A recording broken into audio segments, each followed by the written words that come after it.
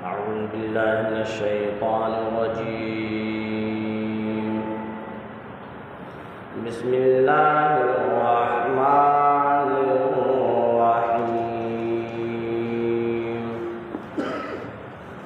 قد جاءكم بصائر من ربكم فمن أبصر فلنفسه ومن عمي فعليها وما أنا عليكم بحفيظ. وكذلك نصرف الآيات وليقولوا درست ولنبينه لقوم يعلمون. اتبع ما أوحي إليك من ربك لا إله إلا هو وأعرض عن المشركين. ولو شاء الله ما أشركوا وما جعلناك عليكم حفيظا وما جعلناك عليهم حفيظا وما أنت عليهم بوكيل. ولا تسبوا الذين يدعون من دون الله فيسبوا الله عدوا بغير علم. كذلك زينا لكل أمة عملهم ثم إلى ربهم مرجعهم فينبئهم بما كانوا يعملون. صدق اللہ العظیم. شروع کرتا ہوں اس پروردگار کے نام سے جو بڑا مہربان نہایت رحم کرنے والا ہے.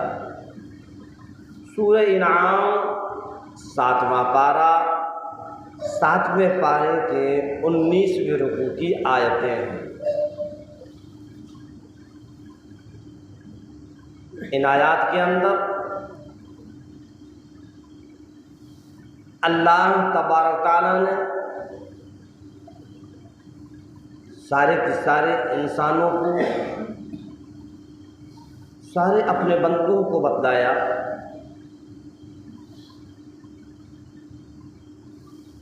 کہ تم سب کا رب ایک ہے.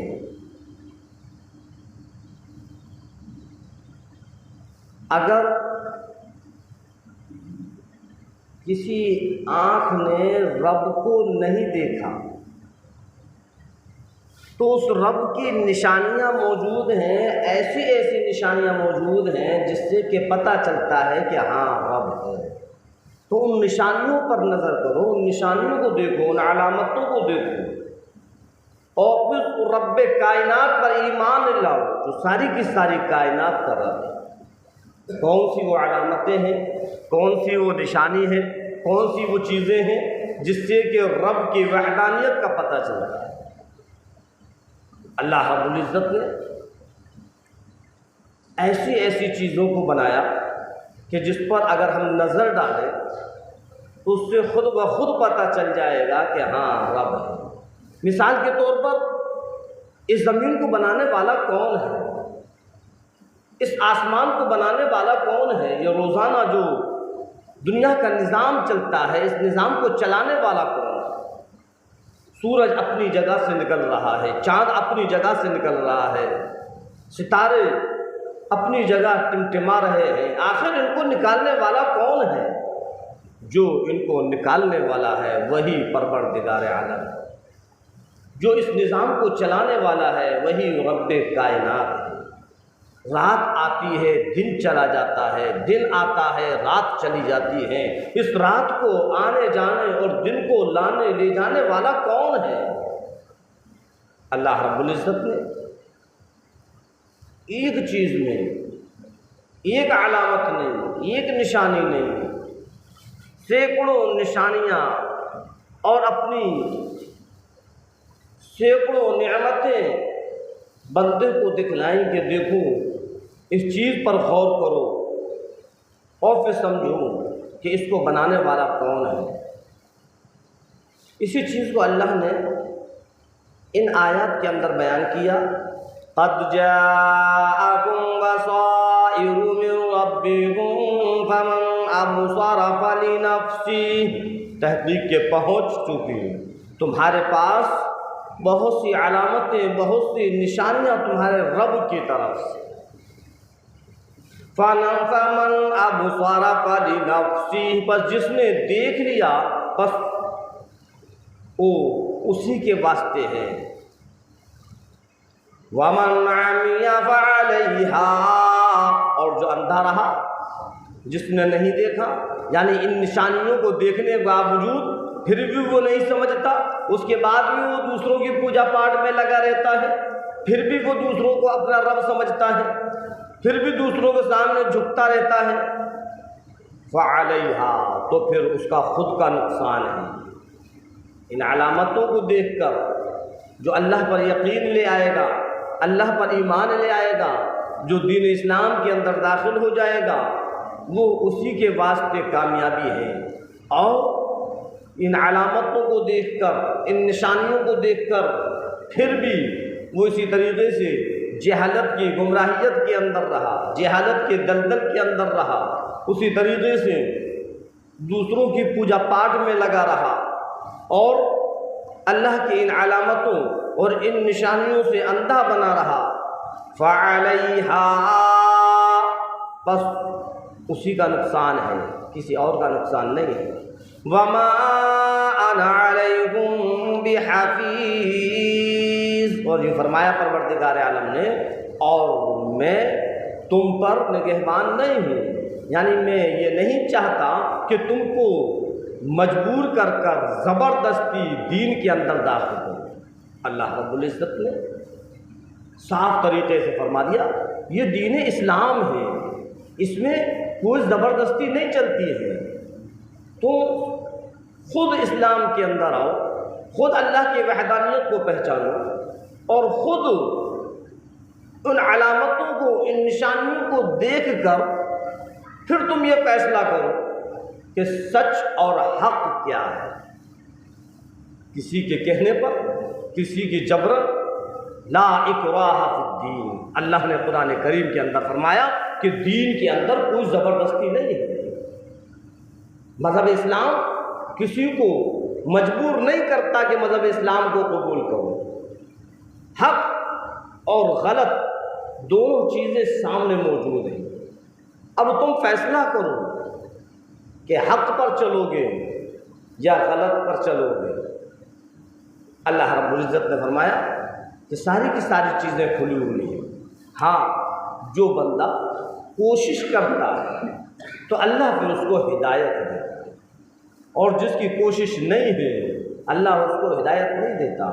اللہ رب العزت فرماتا ہے کہ میں اس قوم کی حالت کو ہرگز نہیں بدلتا جو اپنے بدلنے کی کوشش نہ کرے۔ اب اگر کوئی یہ کہے کہ مذہب اسلام ایسا مذہب ہے کہ جبراً اس مذہب کو قبول کیا جائے، اللہ فرماتا ہے کہ نہیں، لا اکراہ فی الدین، دین کے اندر کوئی زبردستی نہیں، دونوں راستے سامنے موجود ہیں، جہنم والا بھی اور جنت والا بھی۔ اب تمہارے اوپر فیصلہ ہے، تم جہنم والے راستے کو اپناتے ہو یا جنت والے راستے کو اپناتے ہو۔ ہمیشہ ہمیشہ کی زندگی کو کامیاب کرنا چاہتے ہو تو آ جاؤ، ایک ہی راستہ ہے اور وہ راستہ مذہب اسلام ہے۔ اگر مذہب اسلام کے اندر داخل ہو جاؤ گے، مذہب اسلام کو قبول کر لو گے تو جنت کا راستہ مل جائے گا، ہمیشہ ہمیشہ کے لیے چین اور سکون مل جائے گا، دنیا کے اندر بھی کامیابی اور آخرت کے اندر بھی کامیابی۔ ارشاد فرمایا پروردگار عالم نے، وما انا علیکم بحفیظ،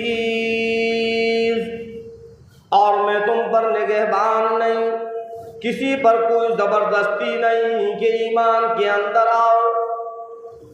دوسری جگہ ارشاد فرمایا پروردگار عالم نے، لا اکراہ فی الدین، دین کے اندر کسی پر زبردستی نہیں ہے۔ اگر تم کامیاب ہونا چاہتے ہو، اگر دنیا کو اور آخرت کو کامیاب بنانا چاہتے ہو تو آ جاؤ، مطلب اسلام کو قبول کر لو۔ ایسا نہیں ہے کہ تم کو زبردستی روپیوں کا، پیسوں کا، دولت کا لالچ دے کر ہم کہیں کہ مذہب اسلام کو قبول کرو، تو مذہب اسلام ایسا نہیں ہے کہ جبراً اس کو قبول کیا جائے۔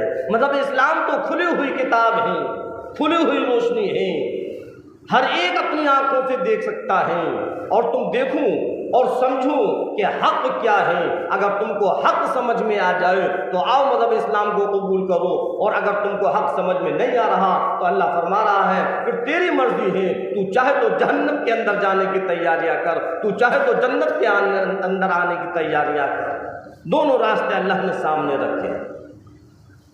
وَكَذَلِكَ نُصَرِّفُ الْآيَاتِ وَلِيَقُولُوا دَرَسْتَ وَلِنُبَيِّنَهُ لِقَوْمٍ يَعْلَمُونَ۔ اللہ نے ارشاد فرمایا اور اسی طریقے سے ہم صاف صاف آیتوں کو بتلاتے ہیں، بیان کرتے ہیں۔ وَلِيَقُولُوا دَرَسْتَ وَلِنُبَيِّنَهُ لِقَوْمٍ يَعْلَمُونَ۔ اللہ کے رسول سرکار دو عالم صلی اللہ علیہ وسلم جب ان مشرکین مکہ کو کلام سنایا کرتے تھے، قرآن کریم سنایا کرتے تھے، تو وہ یہ کہتے تھے یہ دنیاوی کلام ہے، آخرت کا کلام نہیں، اخروی کلام نہیں، اللہ کا کلام نہیں۔ تو اللہ نے فرمایا میرا نبی تو امی ہے، اگر وہ بنا سکتا ہے تو تم بھی بنا سکتے ہو۔ تو اللہ نے اپنی آیتوں کو اور وحی کے ذریعے سرکار دو عالم صلی اللہ علیہ وسلم کو سب کچھ سکھلا دیا۔ وَلِيَقُولُوا دَرَسْتَ، تاکہ وہ کہیں کہ تو پڑھا ہوا ہے، امی نہیں ہے۔ وَلِنُبَيِّنَهُ لِقَوْمٍ يَعْلَمُونَ، اور واضح کر دیا ہر ایک چیز کو ان لوگوں کے لیے جو سمجھ رکھنے والے ہیں، جاننے والے ہیں۔ اتَّبِعْ مَا أُوحِيَ إِلَيْكَ مِن رَّبِّكَ، ارشاد فرمایا پروردگار عالم نے میرے نبی آپ اس حکم پر چلو جو آپ کے رب کی طرف سے آپ کی طرف وحی آئی۔ اللہ نے جو آپ کو حکم دیا ہے آپ اس حکم پر چلو۔ لا الہ الا ہوا، اللہ کے علاوہ کوئی بھی عبادت کے لائق نہیں ہے۔ وَأَعْرِضْ عَنِ الْمُشْرِكِينَ، اور ان تمام مشرکین سے آپ اعراض کرو، ان سے الگ ہو جاؤ۔ وَلَوْ شَاءَ اللَّهُ مَا أَشْرَكُوا، پھر اللہ نے فرمایا اگر اللہ چاہتا تو کوئی بھی شرک نہیں کرتا، ہر ایک کو اللہ ایمان کے اندر لے آتا۔ لیکن میں نے بتلایا کہ اللہ رب العزت اسی کو ہدایت دیتا ہے جو ہدایت پر آنے کی کوشش کرتا ہے۔ وَمَا جَعَلْنَاكَ عَلَيْهِمْ حَفِيظًا، اور یہ فرمایا پروردگار عالم نے میرے محبوب ہم نے آپ کو ان لوگوں پر نگہبان بنا کر نہیں بھیجا۔ وَمَا أَنْتَ عَلَيْهِمْ بِوَكِيلٍ، اور آپ ان پر وکیل بھی نہیں ہیں۔ وَلَا تَسُبُّوا الَّذِينَ يَدْعُونَ مِن دُونِ اللَّهِ، اللہ رب العزت نے فرمایا اور ان کو جو یہ اللہ کے علاوہ پکارتے ہیں ان کو تم برا مت کرو۔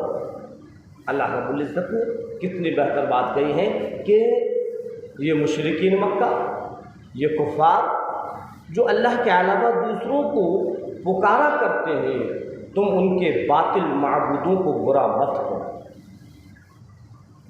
فَيَسُبُّ اللَّهَ عَدْوًا بِغَيْرِ عِلْمٍ، اگر تم ان کو برا کہو گے تو وہ تمہارے رب کو برا کہیں گے، تمہارے اللہ کو برا کہیں گے، تمہارے معبود کو برا کہیں گے بغیر علم کے۔ اس لیے اللہ نے فرمایا تم ان کے ان باطل معبودوں کو برا مت کرو۔ کذالک زینا لکل امۃ عملہم، اسی طریقے سے ہم نے مزین کر دیا ہر امت کے لیے ان کے عمل کو. ثم الی ربہم مرجعوہم، پھر ان کے رب کی طرف ان عملوں کو لوٹایا جائے گا. ان سارے کے سارے لوگوں کو اپنے رب کی طرف جانا ہے، سب لوٹائے جائیں گے اپنے رب کی طرف. فَيُنَبِّئُهُم بِمَا كَانُوا يَعْمَلُونَ، اور جب اللہ کے سامنے اللہ کے بندے جائیں گے تو اللہ ان لوگوں کے ان تمام اعمال کو ظاہر کر دے گا جن کو وہ دنیا میں کرتے تھے. نیک اعمال ہیں وہ بھی سامنے ہوں گے، برے اعمال ہیں وہ بھی سامنے ہوں گے، سارے کے سارے عمل سامنے ہوں گے. جس نے جیسا کیا ہوگا اس کے نام اعمال میں وہی لکھا ہوگا. ارشاد فرمایا پروردگار عالم نے فَيُنَبِّئُهُم، پس ان کو باخبر کر دیا جائے گا بما کانوا، ان چیزوں سے یعملون جو کیا کرتے تھے. اللہ رب العزت ہم سب کو کہنے اور سننے سے زیادہ عمل کرنے کی توفیق عطا فرمائے. وما علینا